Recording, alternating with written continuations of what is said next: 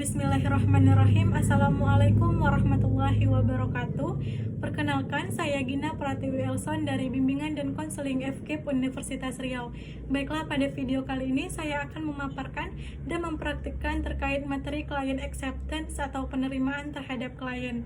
Nah, kita ketahui bersama, apabila kita sedang berbicara terhadap orang lain, maka perlu adanya sikap memperhatikan, sehingga lawan bicara kita akan merasa dihargai dan didengarkan. Nah, begitu pula dengan proses bimbingan dan konseling. Sebagai seorang konselor atau guru BK, perlu adanya sikap penerimaan terhadap klien atau konseli. Nah, sikap penerimaan ini dapat berupa sikap ramah tamah, rasa hangat, peduli, rasa menyenangkan, dan lain sebagainya. Client acceptance ini terbagi menjadi dua, ada verbal dan ada non-verbal. Nah, bagaimana penerimaan klien secara non-verbal?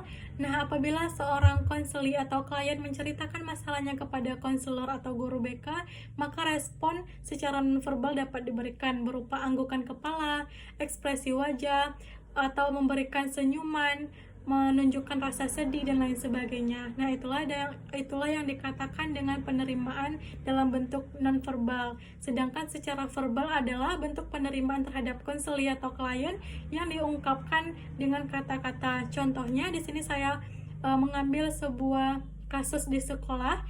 Ada seorang peserta didik yang datang kepada guru BK di ruang konseling. Nah, sebagai seorang guru BK, kita harus menyambut secara hangat, menerima secara terbuka peserta didik tersebut. Contohnya dengan seperti ini.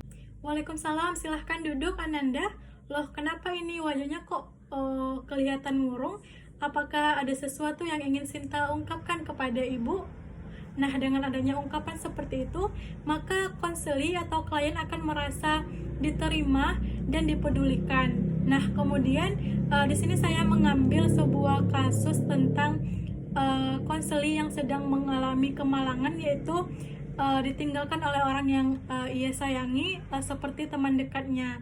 Nah, ketika konseli atau klien menceritakan kasusnya, maka respon yang dapat diberikan oleh konselor atau guru BK adalah dengan seperti ini contohnya.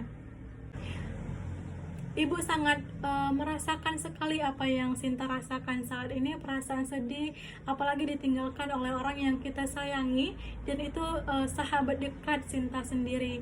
Nah, ibu juga memaklumi apabila Sinta saat ini lesu, tidak ada semangat, mengurung diri di dalam kamar, tidak nafsu makan, dan lain sebagainya. Karena kita hanyalah manusia biasa yang tidak kekal.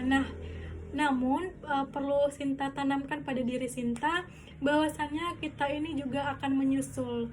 Ibu Sinta pun juga sama, namun kita tidak mengetahui kapan dan kapan itu waktunya tiba. Jadi yang ibu harapkan saat ini adalah Sinta harus sabar dan mencoba ikhlas atas kepergian teman Sinta tersebut ya, karena masa depan Sinta masih panjang. Sinta harus berpikiran positif, harus maju terus untuk mengejar impian dan cita-cita Sinta. Jadi ibu harapkan Sinta perbanyak sabar dan doa yang terbaik agar sahabat Sinta itu juga ditempatkan di sisi yang baik, di sisi Allah. Nah, mungkin itu saran dan masukan dari ibu. Nah, dengan adanya empati, peduli, dan dengan ungkapan-ungkapan seperti itu, maka konseli atau klien akan merasa dipedulikan, merasa diterima dan dan didengarkan seperti itu.